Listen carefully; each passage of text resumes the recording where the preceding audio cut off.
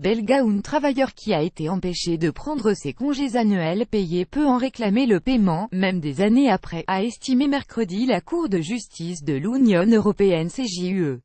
Il s'agit en effet d'un droit social fondamental dans l'Union européenne, a rappelé la Cour.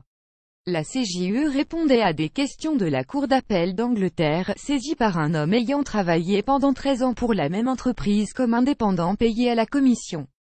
À la fin de sa relation de travail, le travailleur a réclamé à son employeur le versement des indemnités financières pour ses congés annuels, pris et non payés ainsi que non pris, correspondant à la totalité de la période pendant laquelle il avait travaillé, ce qui lui a été refusé.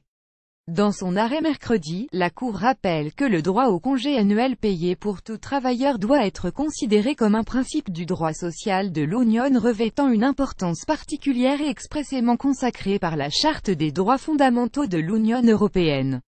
Ce droit au congé annuel payé doit permettre aux travailleurs de se détendre, ce qui n'est pas possible s'il est laissé dans l'incertitude concernant sa rémunération.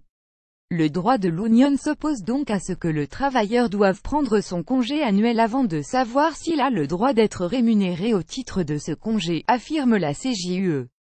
De même, le droit de l'Union s'oppose à des dispositions ou des pratiques nationales selon lesquelles un travailleur est empêché de reporter et, le cas échéant, de cumuler, jusqu'au moment où sa relation de travail prend fin, des droits au congé annuel payé non exercés, en raison du refus de l'employeur de rémunérer ses congés, constate la Cour.